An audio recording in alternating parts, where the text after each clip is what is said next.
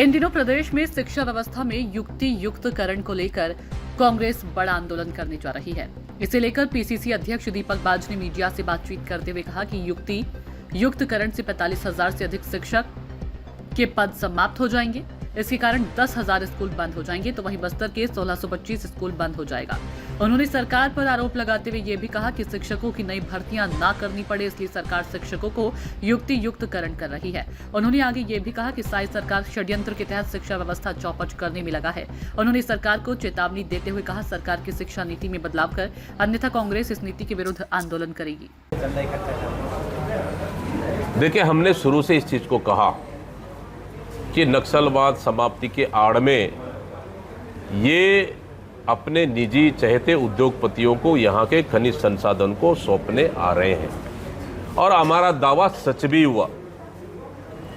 क्योंकि आप बैलाडीला की हमारी लोयस के खदान को, पहाड़ को, रुंगटा स्टील को बेच दिया, आरसेलर मित्तल को बेच दिया है। भारतीय जनता पार्टी की सरकार थी तो आरती स्पंज को उन्होंने बेच दिया। इन खदानों को 50 साल के लीज में दे दिया। आखिर क्यों?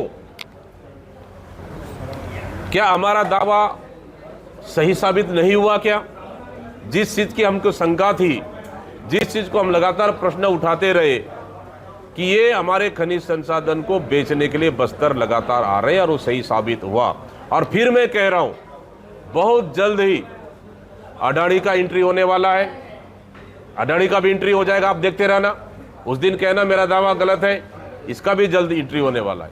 इसलिए क्योंकि इन कंपनियों ने भारतीय जनता पार्टी को चंदा देते बॉन्ड के रूप में।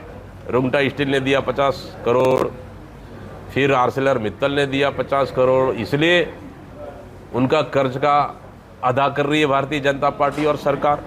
लेकिन भारतीय जनता पार्टी के यहाँ बस्तर में 12 में से 8 विधायक हैं, एक मंत्री, एक प्रदेश अध्यक्ष। एक शब्द उनके मुंह से नहीं निकल रहा है कि निजी उद्योगपतियों को देना चाहिए कि नहीं देना चाहिए। हां या ना में जवाब आना चाहिए।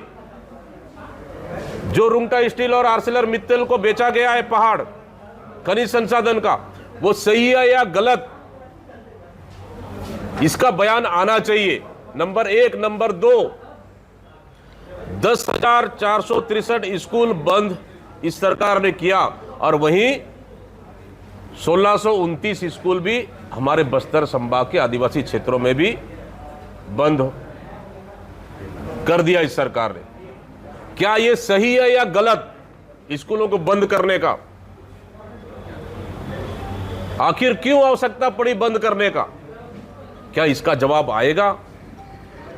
क्या ये बस्तर के जनप्रतिनिधियों ने बस्तर के लिए, बस्तर की जनता के लिए काम कर रहे हैं, या सरकार की दलाली कर रहे हैं, कि सरकार की जी हुजूरी कर रहे हैं, कि अपनी कुर्सी की मुंह बचाने के लिए मुंह बंद है इनकी? आज बस्तर की जनता मुसीबत में है। आज बस्तर की जनता को इस सरकार और ये सब मिलकर लूट रहे हैं। आज बस्तर की जनता को एक स्वपुर्त आंदोलन कर इस सरकार से लड़ने की आवश्यकता है, वो हमने शुरू कर दिया है। कल आप दंतेवाड़ा घेराव देखेंगे, कलेक्टेड घेराव ऐतिहासिक जन समर्थन के साथ रहा। मैंने कहा आने वाला समय में अगर बस्तर को इस तरह से लूटा जाएगा तो बस्तर में दूसरा बमकाल हम पैदा करेंगे। करण के तहत बंद कर दिया गया है, बंद कर रही है, और इससे बंद होने से लगभग 45,000 शिक्षक प्रभावित होंगे। और जो शिक्षकों को प्रमोशन मिलना था या मिलने वाला है, प्रमोशन से प्रभावित होंगे और प्रमोशन से वंचित होंगे। नए युवा जो खाली स्कूलों में लगभग 58 से 60,000 पद खाली हैं, उन खाली स्कूलों में जो सपना देख रहे थे, नौकरी मिलना था, नई भर्ती होनी थी, वो भर्ती नहीं हो पाएगा। मतलब युवाओं का सपना पूरी तरह से, दरवाजा उनके लिए नौकरी लगने का दरवाजा पूरी तरह से बंद हो जाएगा। रसोईया उन स्कूलों में 10,463 रसोईया बाहर हो जाएंगे। स्वीपर जो 10,463 स्कूलों के स्वीपर बाहर हो जाएंगे। जो मध्याह्न भोजन बनाने वाले स्वसहायता समूह उन स्कूलों के वो बाहर हो जाएंगे। डाइस कोड खत्म हो जाएगा और उन स्कूलों में जो राशि आया अनुदान राशि उनको भी सरकार ने वापस लेने का पत्र जारी कर दिया है। मतलब कुल मिलाकर जब जब भारतीय जनता पार्टी की सरकार आती है तो स्कूल बंद करने का निर्णय ये सरकार लेती है। पिछले जब 15 साल की सरकार थी 3500 स्कूल 3500 स्कूल इन्होंने बंद कर दिए थे। हमारी सरकार आने के साथ उन स्कूलों को हमने चालू करने का निर्णय लिया और चालू किए। और फिर ये भारतीय जनता पार्टी सरकार आते साथ 10,000 स्कूल बंद करने का निर्णय मैं समझता हूँ शिक्षा जगत के लिए बेहद ये दुखद है।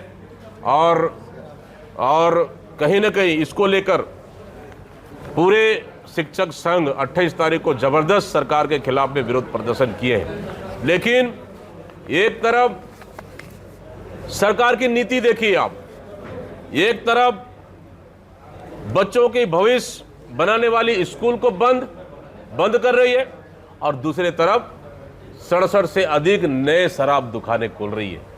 आप समझ सकते हैं मतलब इस सरकार की नीति क्या है।